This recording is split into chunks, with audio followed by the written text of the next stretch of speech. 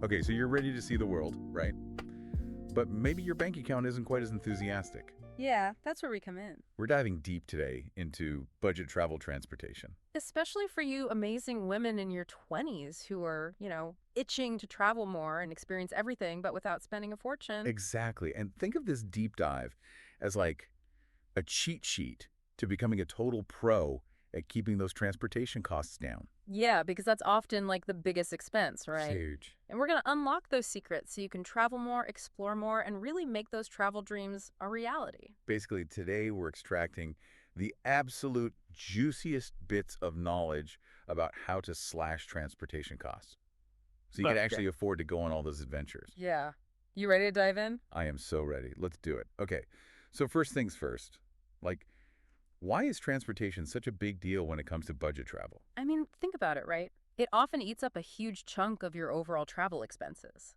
Like, it can be the biggest single expense on your whole trip. Oh, for sure. Sometimes even more than your accommodation. Yeah. So by finding ways to save money on transportation, you're not just like trimming a little bit off the edges. Right. You could potentially be saving hundreds or even thousands of dollars. Yeah. Which means more money for incredible food, unique places to stay, those really special experiences that make a trip unforgettable.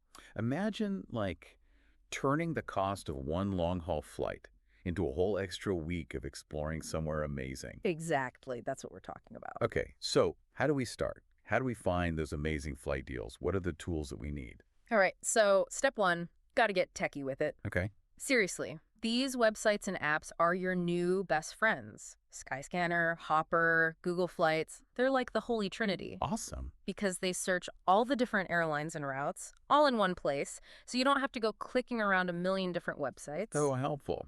And here's the secret weapon, fare alerts. You just tell these apps where you want to go and when you're thinking about traveling. And boom, they'll send you a notification if the price drops. It's like magic. It is. No more checking prices constantly. You do the work for you. Exactly. Speaking of flight prices, Yeah. it feels like they change like every single day. Well, they do, and it's maddening, right? It's because airlines use these really complicated algorithms Okay. that look at things like, how many people are searching for flights, how many seats are already sold, what time of year it is, even like what day of the week it is. No way. Day of the week matters. Oh, absolutely. And they use all that info to try and predict how full their flights will be, and then they change the prices based on that. So that's why being flexible with our dates can save us money. Big time. Like if you can fly midweek, a Tuesday or Wednesday instead of the weekend. Okay. Or travel during the shoulder season, that's like the time just before or after peak season. I got it. You can often find way cheaper flights. Because less demand. Right. Exactly. So ditch that Friday to Sunday trip and maybe shift it by a day or two. Could save you a bunch. Okay, love it. But flights aren't the only way to go. Sometimes the journey's part of the fun, right? Totally. So let's talk trains and buses. Okay, so picture this. You're cruising through the European countryside, watching the world go by from your train window. Sounds romantic. It is. And you know what can make it even better? Tell me. A Eurail pass. If you're planning on traveling to multiple countries in Europe, Oh, yeah. it gives you unlimited train travel within a certain time frame. Wow. Same deal in Japan, the Japan Rail Pass. So it can actually be cheaper than buying individual tickets. If you're doing a lot of long-distance travel, absolutely. It turns what could be a super expensive trip into an affordable adventure. Okay, so if I'm hopping around a lot, a rail pass is the way to go. Yeah, but, gotta be smart about it. What do you mean? If you're mostly staying in one city and just doing a few day trips, then buying individual tickets might actually be cheaper. That makes sense. Don't just automatically assume a pass is the best deal. Right. Always do the math. It depends on your travel style. Okay, noted.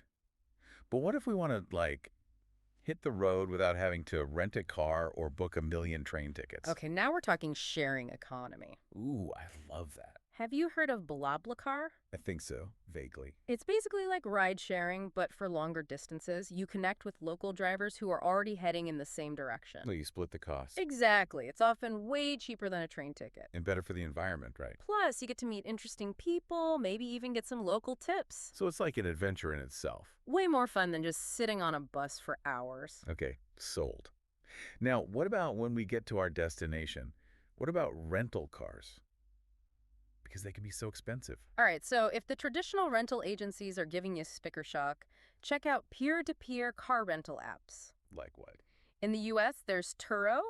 Basically, you're renting directly from local car owners, Interesting. often for much cheaper than the big companies. And probably a cooler selection of cars. Yeah. Sure. So you can get that freedom of having your own wheels without, breaking the bank. I like it.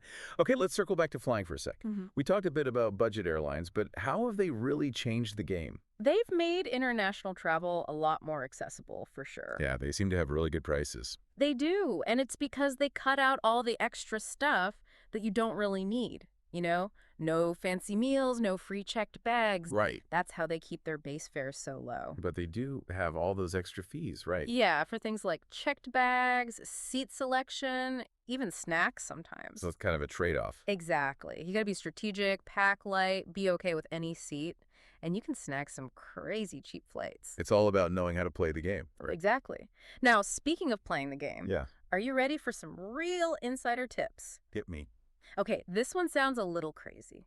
Have you ever heard that booking flights on a Tuesday can get you a better price? I think I have, but I don't really get it. The idea is that airlines often announce their new sales and deals on Monday evenings, Oh, okay. and then other airlines will try to match those prices by Tuesday morning. So that creates like a little window of opportunity. Oh, where you can snag a deal before the prices go back up. Right. But keep in mind, the airline industry is super complex and constantly changing, so it's not a foolproof trick. But it's worth trying. It's definitely worth checking prices on Tuesdays, yeah. You never know. Okay, Tuesdays it is. Any other unexpected tips? Okay, this one might surprise you. Consider flights with longer layovers, Really? because sometimes they're way cheaper than direct flights. Oh, interesting. And if your layover's long enough, like, 6, 8, even 10 hours, Yeah. you can actually leave the airport and explore a whole other city. It's like getting a bonus mini trip within your trip. That's a great idea. Of course, you got to double check visa requirements and all that. Yeah, the logistics. But it's a fun way to see more and potentially spend less. Embrace the detour, right? Oh, exactly. Okay, we've covered so much. Apps, train passes, flight booking secrets. If we had to, boil it all down, what are the key principles of mastering budget travel transportation? I'd say it comes down to 3 things: flexibility, research, and being open to different ways of traveling. Love that. So be flexible with your travel dates.